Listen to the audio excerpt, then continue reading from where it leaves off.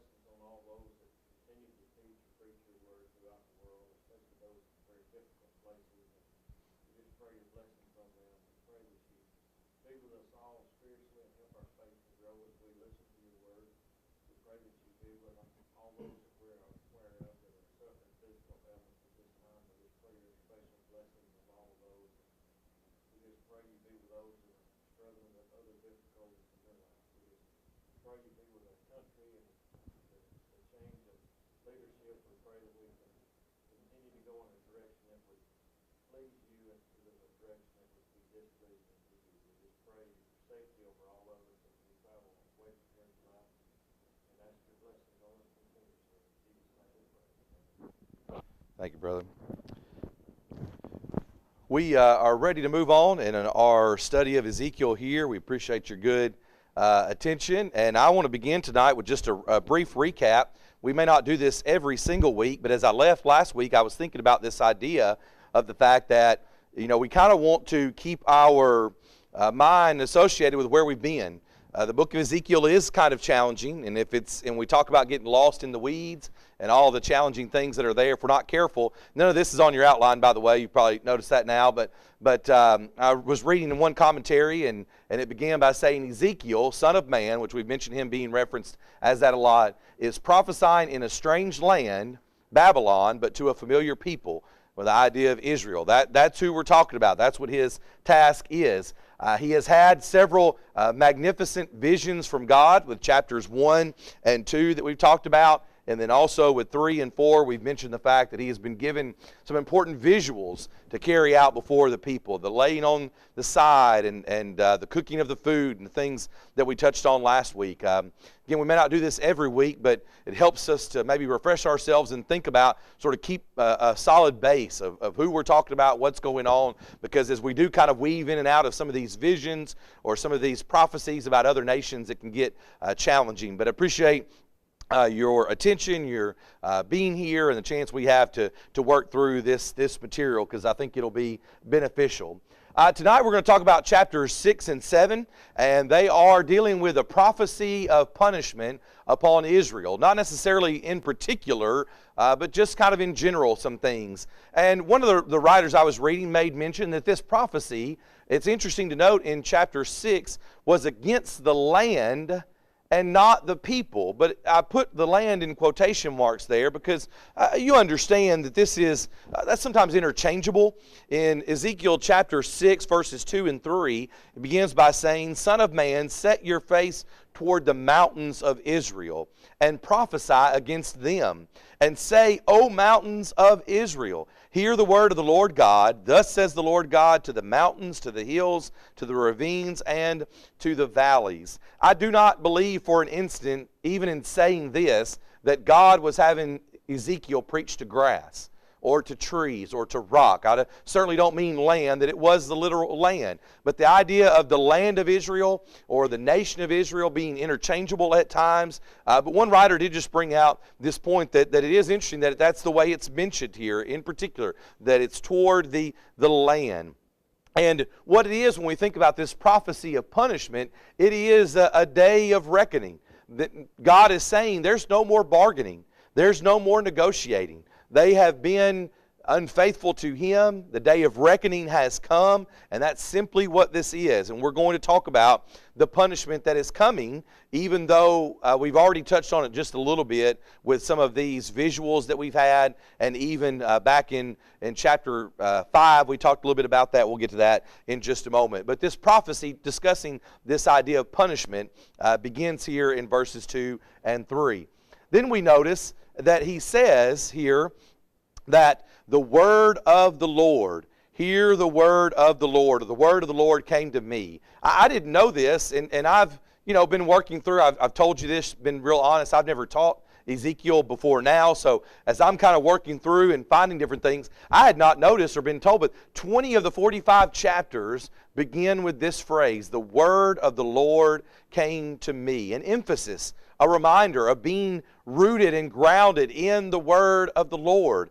And we talk about that a lot today even. That's our goal as preachers. That's our goal as members of the Lord's church, is to be people who are of the Word. And I saw one writer that said, God never sent a man to preach without giving him a message and the address. Right? A message and that. Nobody's just roaming around. Nobody's just kind of doing things at random. God had a prophet. He had people who were, yes, they were foretelling the future in a sense, but they were prophesying. They were also forth-telling the word of the Lord.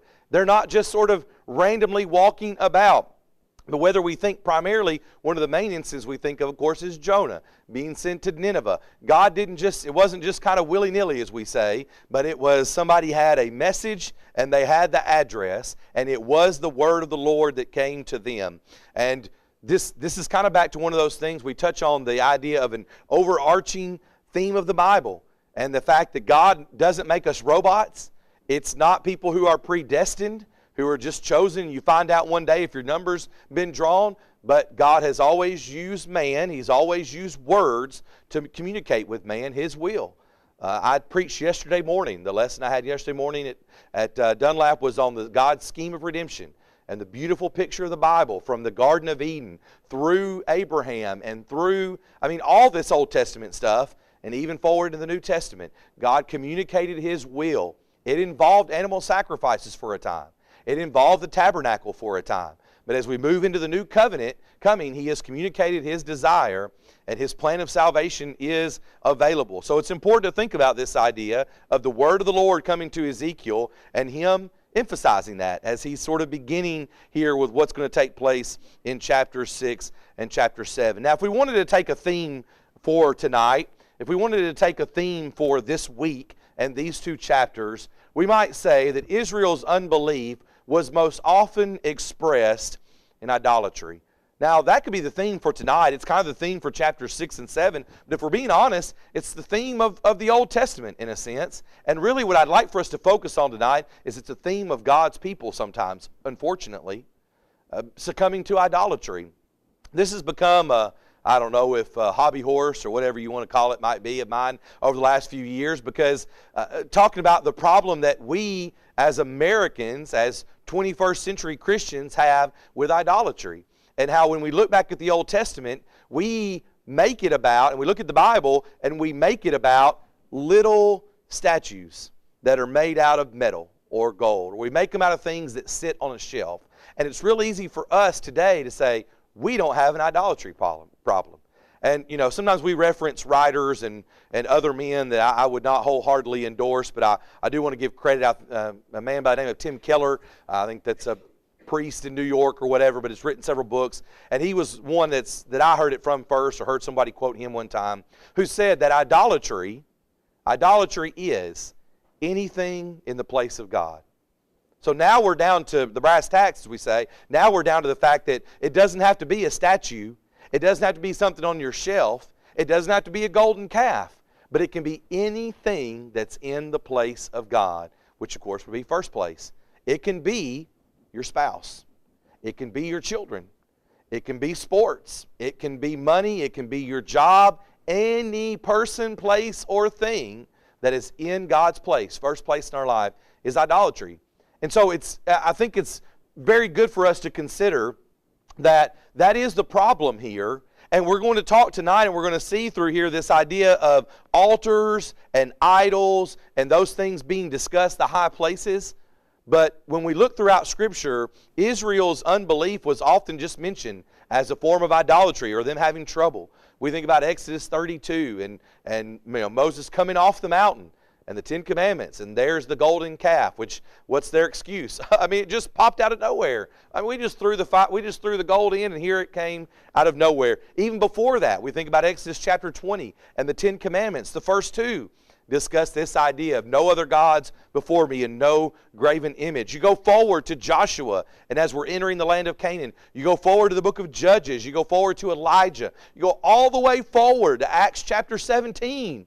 When Paul is in Athens there, and he's looking around and saying, I mean, look at all these little g gods. Look at all these statues. Look at all these idols that you all have.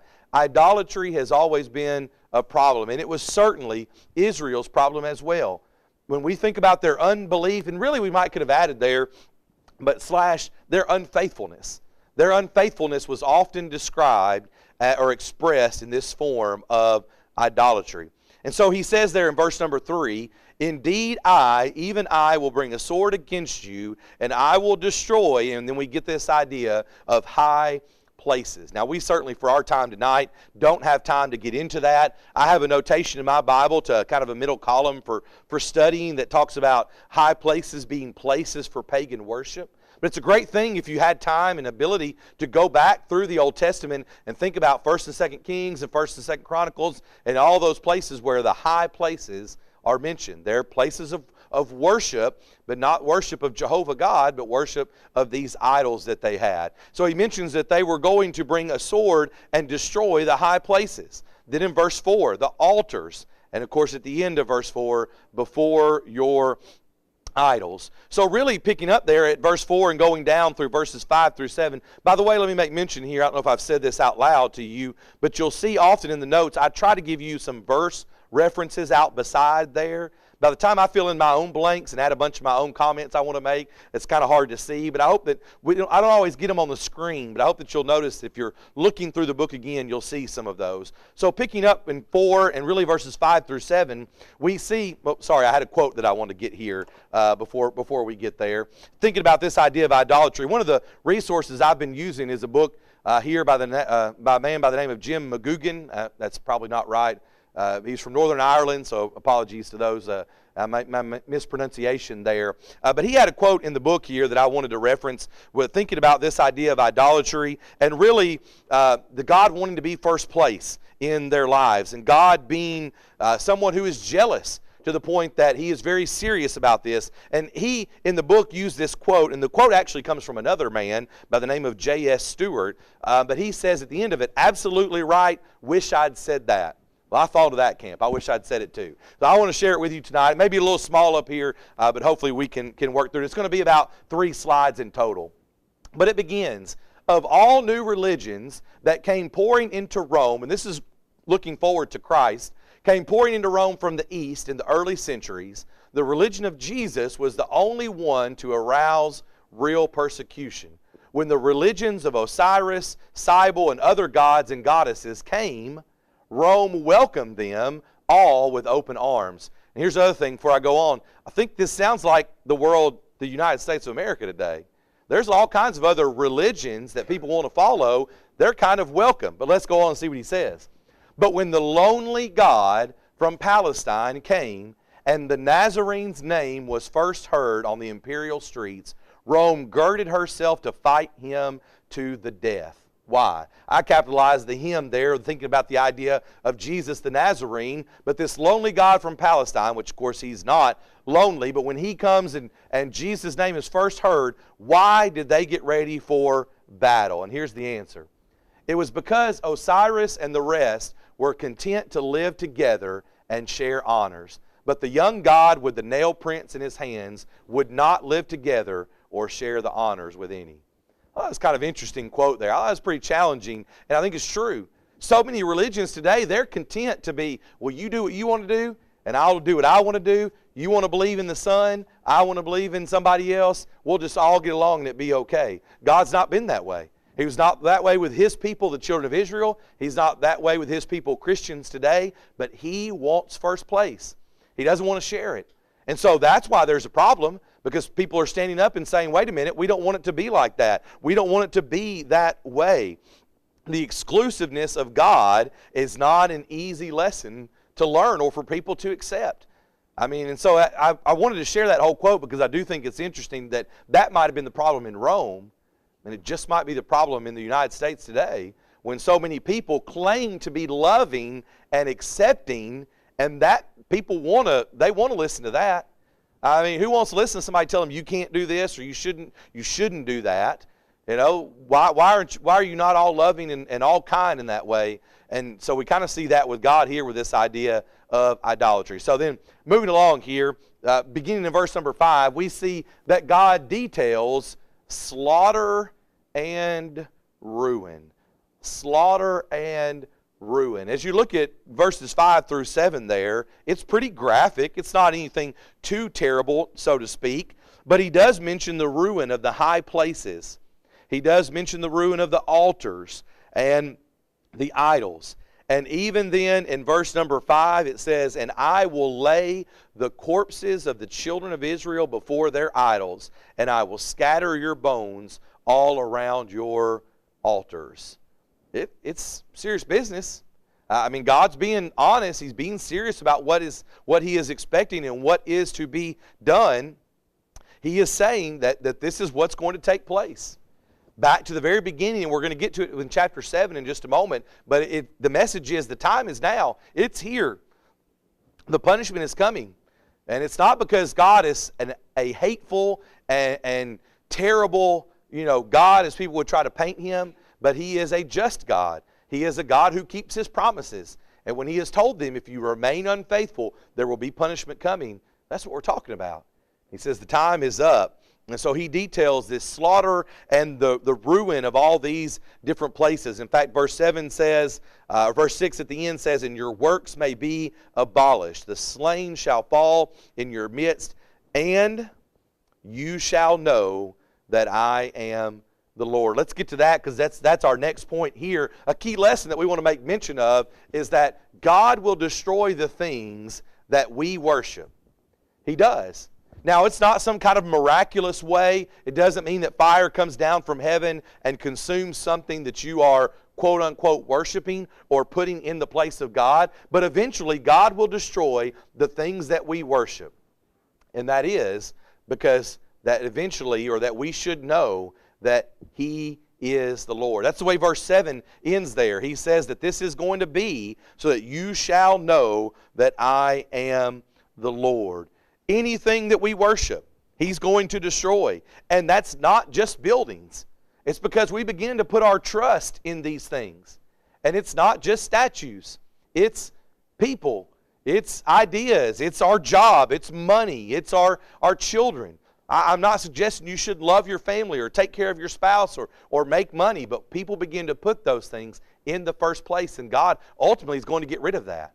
I mean, certainly in one sense, as we think about the Lord returning and this old earth ending, but those things will eventually be destroyed. They'll go because they are not the main thing. And all of that is to remind us so that we may know that He is the Lord. The temporal things, they'll fall away. They fall apart. They get old. They get rusty. They don't work anymore. And that will happen to all the things that we can worship if we're not careful, or it will happen eventually. If we're not careful as we put those things in the first place, God's going to send a reminder at some point that that's not it. Think about people who have worshiped their children or their spouse, and then a terrible accident happens or disease happens and they're gone. And it's a very quick reminder that the things of this earth are not what we should be worshiping. We should keep God in the first place because those things will eventually be gone. And God sends them that reminder here. So I want you to keep that in mind. It'll be towards the end here, this bottom of this page. But it will be laid to waste. That's the power of God, of course, with earthly things here. Yet in verse number 8, we turn that corner, and we talked about this last week. But yet a remnant will survive. Yet a remnant will survive.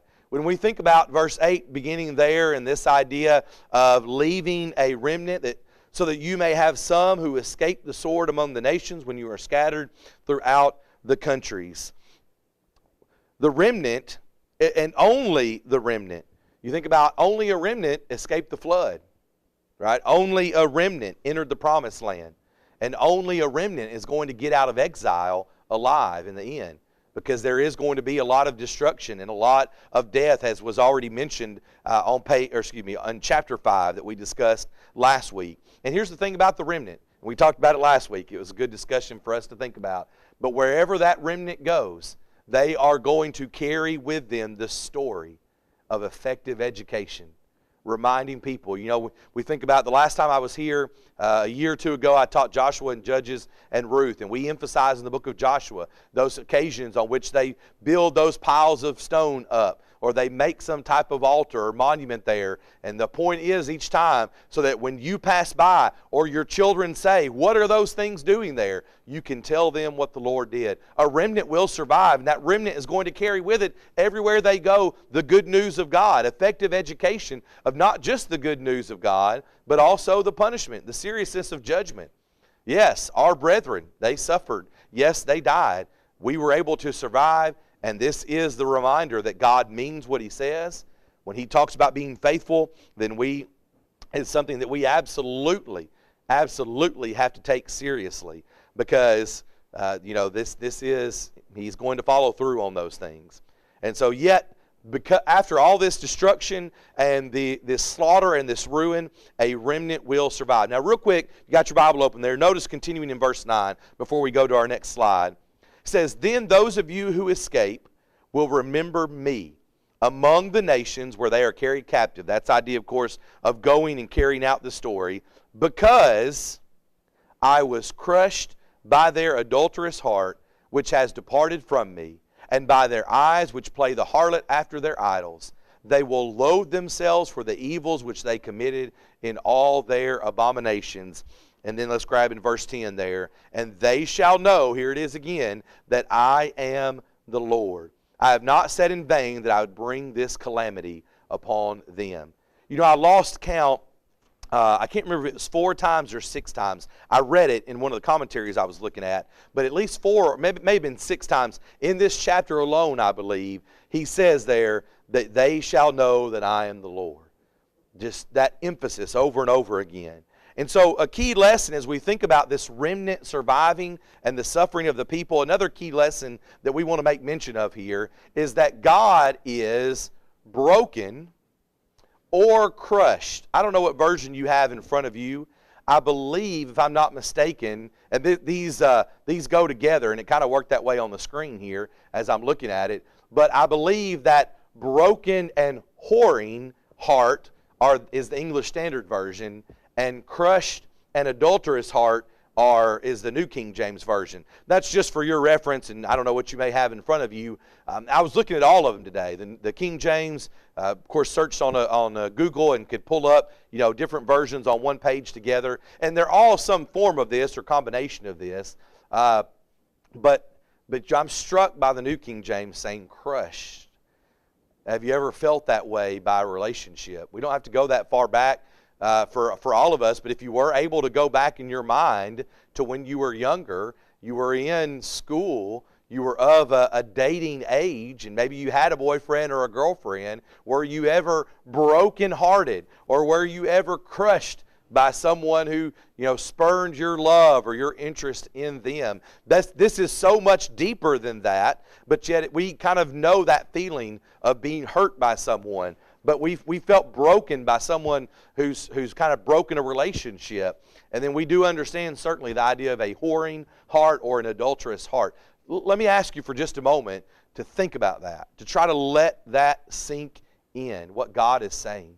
He says, I'm broken, that this is how strongly I feel about the way that you have been adulterous with me.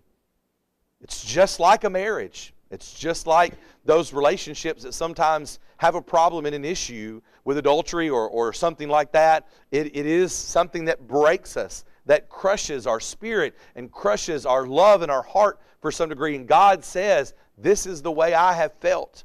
He is broken by their evil deeds, by their unfaithfulness. And so one of the things that struck me looking at chapters 6 and 7 over the last few days and thinking about this class is there's not a lot of crazy stuff here with the visions and the eyeballs and all these horns and things, but there's some real life application here of the way that we can be towards God. The problem that we can have sometimes with idolatry, with breaking God's heart if we're not careful because of how we're living and the decisions that we're making. God is giving them a prophecy of punishment because of their evil deeds. And we would do wise to listen and pay attention and strive our best to avoid the very same thing happening to us. And yet that pull from the world to pull us away from God is so strong. And the pleasure seems so enticing. And the sin seems like something that we just have to participate in. But we need to remember each time, the New Testament, the book of Hebrews, I believe, uses that analogy or that illustration of crucifying again the Son of God. I mean, how awful to think about. We don't think about it in the moment. It's not in our mind when we're first going through that action, that sin.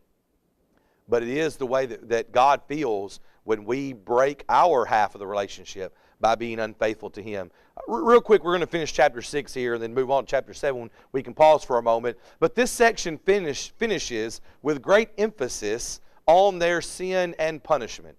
All right, when we're looking at verses really 11 through 14 here, the end of chapter 6, this section finishes with a great emphasis on exactly how bad their sin was and exactly how great the punishment will be. Let's notice, first of all, that is the case in action.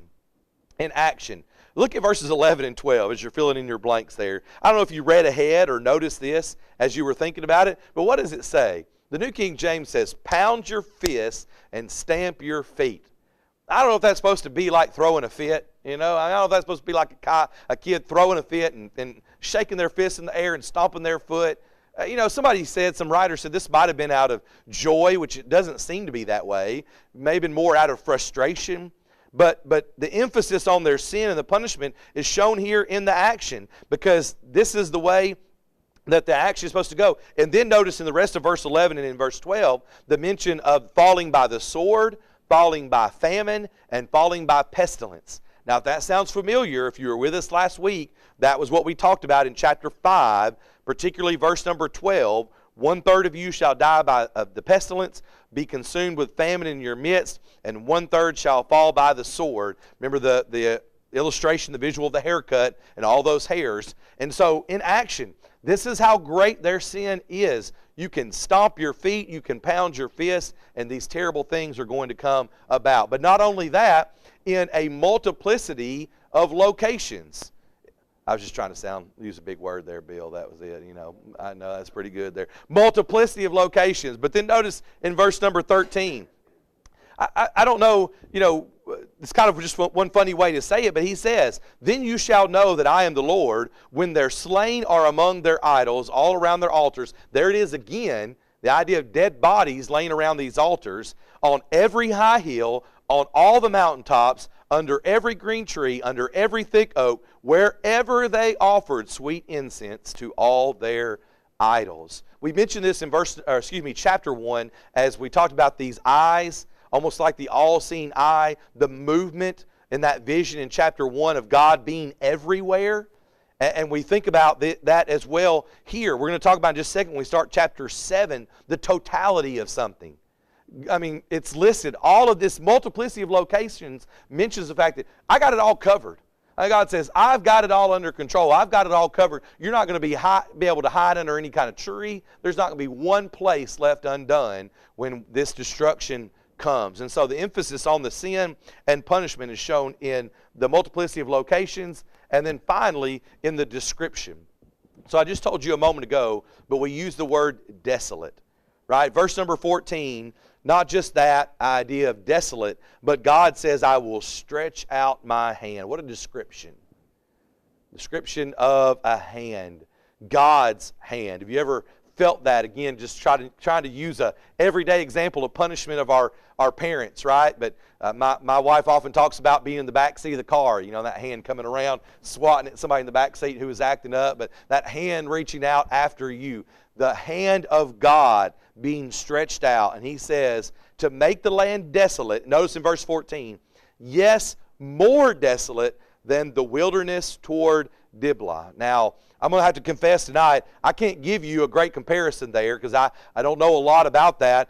There's some people who were even debating what that fully might have meant. But when you look back even in Deuteronomy and you kind of do some looking through that, we understand the idea of wilderness. There's a comparison here. Comparison we may not fully understand. But you can imagine a desolate land and that idea of something being utterly desolate. And that description is meant to give emphasis to how awful something might be. And that is what we find here with their sin and the punishment that is coming. So that's an overview of chapter 6 there. Any comments or questions here? I know it's kind of odd. I know I keep asking for those. I want to give you a chance, but it's maybe something's come to your mind before. We read these real fast and think it just happened overnight, but it took a long time to get to this point. We have to be careful. Sure. Before we know where we're at. So I want to go another way with that too. But Brother Bill says that the one problem, we imagine this happening overnight when we read it. I mentioned that we're challenged our Dunlap congregation, and I'm going through a daily Bible reading program, so you do that sometimes. You read through and you think, oh, I finished that in 10 minutes. That must have been 10 minutes. No, you're talking about time with a lot of different things. But it's a drifting away. That's what they did as well. And also that these things occurred a little bit over time as well. I think you're right. But it's a drifting away. And back to the idea, the other kind of the route I was going to go was, what other people do is they make God this evil God who punishes people, and it's just done. You read it on this page, and God made judgment, and he killed all these people. And they say, well, that's not a God I want to serve. But the truth of the matter, as you're saying, is God didn't just snap his finger one day and say, it's done. He gave warning. He used prophets, and as you're saying, in connection, they drifted. It wasn't like woke up on, the idea you stub your toe. God says, oh, you stubbed your toe, you said a bad word, sorry, you're done. You can't, nope, can't follow me anymore. No, it's not that it's a one action every time, but it's a drifting away. It's a life of unfaithfulness. And I think that's a very good point. Absolutely. They're going through here. All right, so chapter 7. Does anybody have chapter 7 in their Bible offset with the print? Is that the way? So we're going to notice here from the beginning that chapter 7 then seems to be a sermon in the form of a lamentation. There seems to be a sermon in the form of a lamentation. And I don't know if that's why that is exactly or not. I try to do as much kind of research as I could looking into it to see.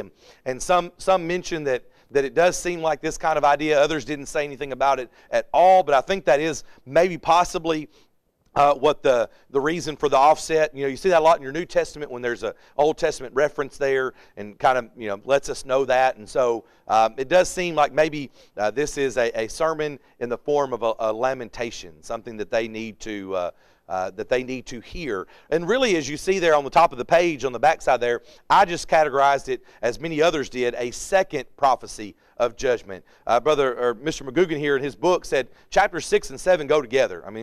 People will break the book down different ways, but they just do. They're kind of two back-to-back here prophecies of judgment. So let's continue on, though, then with that thought, and notice that one reason is because there's frequent repetition in this section. I don't know if you read ahead or not, and if you didn't, that's all right, certainly. But if you read through chapter 7, it's a little difficult because it's not maybe as flowing, certainly as a story. When we think about the occasion of somebody like Jonah, or of course the life of Jesus, it's a narrative story that's flowing. It's not that really at all, but there is frequent repetition. Look at verses 3 and 4, and then if you can, I don't know if it's on the same page in your Bible or the same opening, but look at verses 8 and 9. Verses 8 and 9 are almost a word-for-word repetition of verses 3 and 4.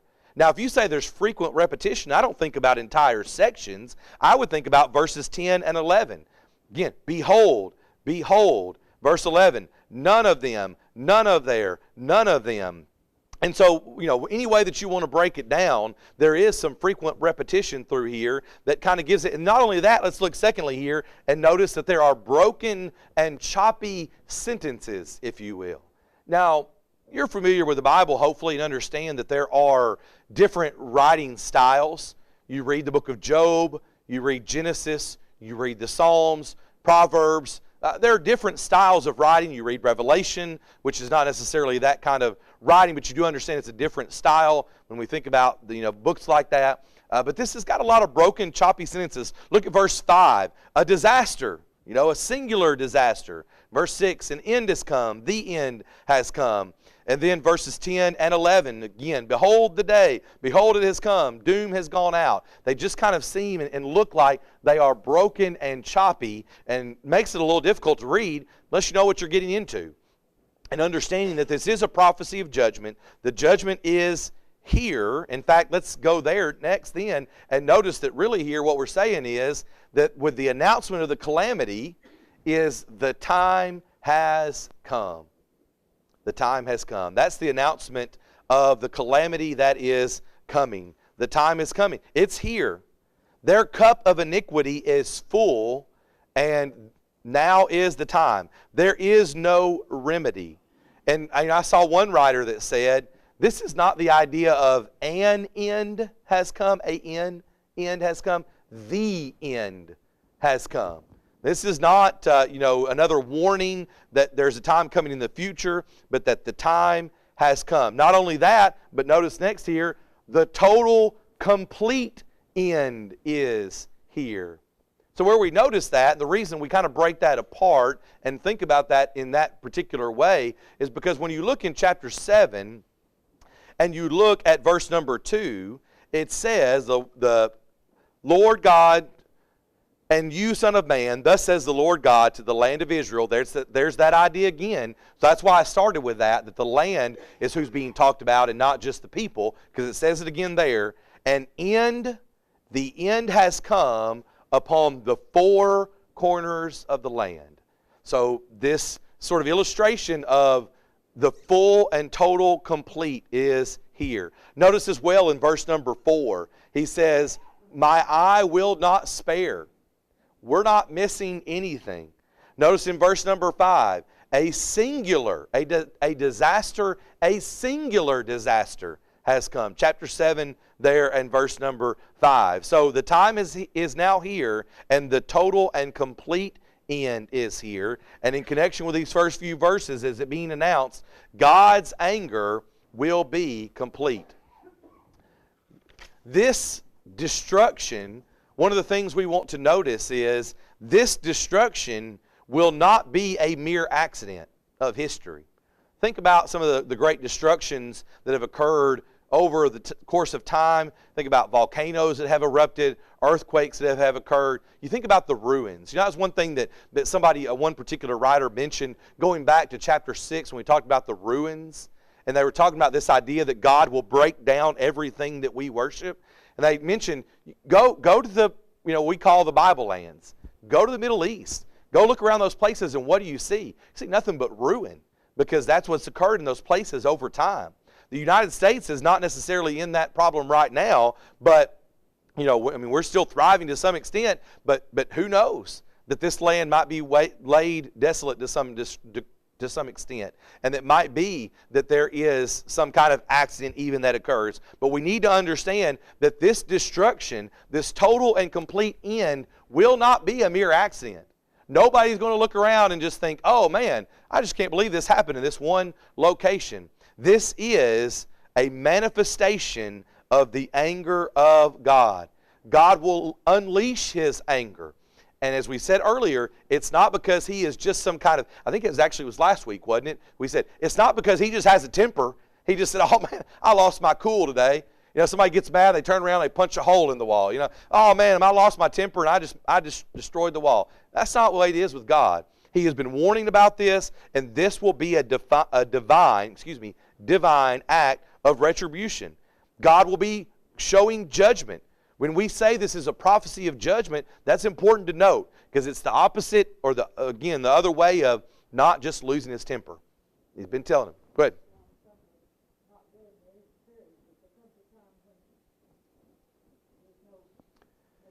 Sure.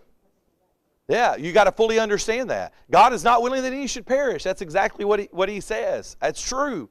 That doesn't mean that he's going to continue long suffering forever or with any kind of just no end date at all. There's going to come a time. And while we don't like to think about suffering, we don't like to think about people who will not be faithful, we're thankful that we serve a just God, that justice will be done. We like justice. We like justice in a lot of ways. We like justice in our courtrooms and when things are done appropriately and justice is served. We like that. The same has got to be true with God. And in this destructive judgment, there's not going to be any mercy. I mean, we need to understand that. This is going to be the total and complete destruction. Bill? Don't make that long suffering as approval. Sure. I don't know if I wanted to put together a lesson on that. I don't know if I ever did or not, but kind of in my sermon ideas I'm jotting down from time to time. I had written down one time, I heard it in a lectureship or something, that we need to remember that long suffering of God is not approval. And I'm afraid that's what we often do. The world certainly does it, but Christians can do it as well. Because every time, and again, praise be to God that every time we stub our toe and we maybe say something we shouldn't, or every time we lose our temper, we're not struck dead. We're thankful for that. But we do not need to think that just because every time we mess up, we're not struck dead, doesn't mean that God's approving of how we're acting. We can say, oh, I'll just wait a little while longer. I'll wait for a more convenient season, as we talk about from the book of Acts. That's not the idea here at all. There will come a time. And it's interesting to note, one writer pointed out, look at verses 3 and 4 there again, this idea of the end has come, I will judge you, my eye will not spare you. Pretty strong recall there from Genesis chapter 6 and verse number 13, as the thought of man was only evil continually. And God gets to a point where he says, I'm destroying my creation. I'm going to destroy the world. Of course, not fully, but we'll destroy it with water. And then we know all about that with Noah. But man, there comes a point where God has this moment of judgment. He's done it once in that case, and he promised he wouldn't do it again in that same way. But certainly with his people, there's been the warning. They're still living this way. And so that's exactly what's coming about now. The announcement of the calamity in the first few verses here of chapter 7. Now let's notice secondly then there, the description of the calamity. So I can't remember what the commentary was, but they took the last section here and described it in 4 ways. If you look at your notes there, you'll see 4 Roman numerals, and each one will start with a word and then end with a D word. Disruption, dismay, distress, and disorder, as you see there on your piece of paper. But the first one is, as we talk about the destruction that is coming, the calamity that is coming, and a lot of people will grant you that, again, you can break this down in a lot of different ways. So this may not be the only way to look at chapter 7, but I thought it was a pretty good way to think about. Chapter 7, first of all, verses 10 through 13, there's going to be social disruption. The judgment rod of God is going to be Babylon. It's going to be Babylon. The judgment rod of God here. The judgment is ready. In fact, as you write the word Babylon in there, notice in verse number 10 that it says, behold the day, behold it has come, doom has gone out, the rod has blossomed. And so the judgment rod of God is Babylon. It's blossomed into this superpower. It's blossomed in this arrogant superpower. And so here is going to come then this violence upon them. And one of the other things to notice in that way, as I quickly notice we're running out of time here, we think we can get through this, but buying and selling with social disruption will not be the same. In verses 12 through 13, the time has come, the day has arrived. As for the buyer, let him not rejoice. As for the seller, let him not mourn. And the idea, of course, is that when you sold a piece of property, an inherited piece of property, normally you'd have grief.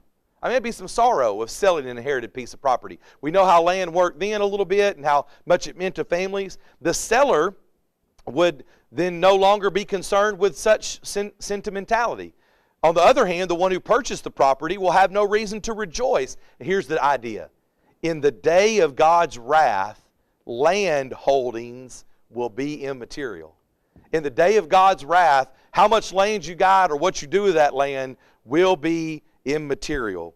And so it's kind of interesting to think that buying and selling will not be the same because there's this disruption as the land and the people are going through this judgment and even this destruction.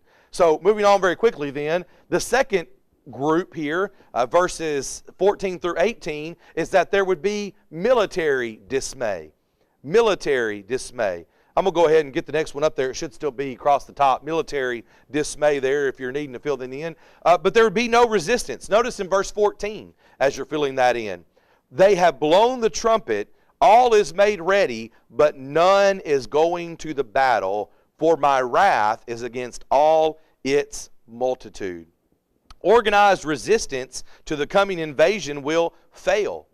Sin had destroyed their moral courage, and preparation for war had been made to some extent, but the people, the troops, they don't have any courage. They don't have any strength to withstand the enemy. The alarm has been sounded, but the terrified troops are not going to want to enter battle. The courage is going to leave them. And it's true, it's justified, because the wrath of God has gone forth against all its multitude. Not only is there no resistance, but there is helpless resignation. Verses 16 through 18. Verses 16 through 18, the idea of helpless resignation. Despair will render the fugitives helpless. All hands will droop in dismay. The knees will run with water because of their fear. Because of their fear, those refugees will not be able to do those. And look at verse 17. There all hands will droop, all knees will run with water. They will gird themselves with sackcloth. Terror will cover them. Shame will be upon every face, and baldness upon all their heads. The shame will be etched on their faces. Shame because of what has happened. Greater shame because of why it had happened. Something to consider as they're thinking about this calamity and this coming destruction here. Very quickly. Number 3, economic distress is going to be a part of this as well. Economic distress. Because, you know what the problem is? Part of the problem, and it's the same thing today. I told you, chapters 6 and 7 are very interesting because there is some parallel to the problems we feel today. Because in the economic distress, the cause of their sin is probably their wealth. It's their comfort. Even as Brother Bill mentioned just a moment ago, it's the comfort we feel when God's long-suffering continues. Oh, wait a minute. I have this sin in my life, but I'm not suffering.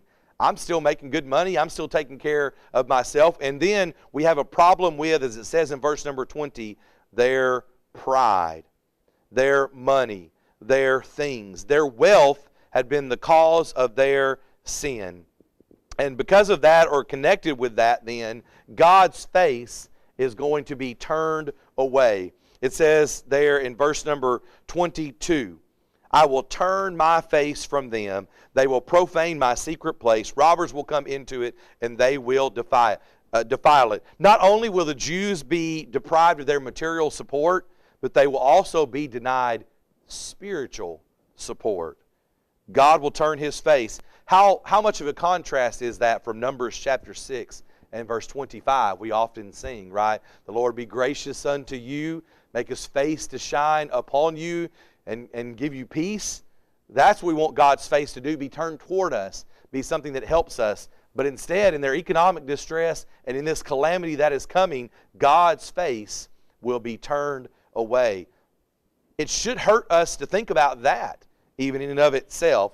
And then finally, there would be political disorder. Now, before you worry that I'm going to get political tonight, we're not going to go there in the United States of America today. But there would be political disorder in that. And here's what's the interesting thing to note about that. God uses sometimes the worst of nations. I mean, it's not that Babylon was the shining beacon of serving after God. God would employ the worst nations against Judah. And even later in Ezekiel, we're going to see that God is going to refer to the Babylonians as a terrible nation.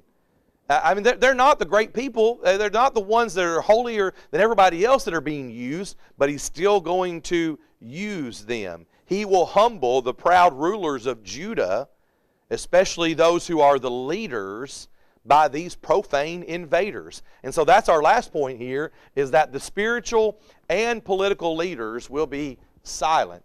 The spiritual leaders will be silent, and the political leaders will be silent as well. Verses 25 through 27. Horror is coming.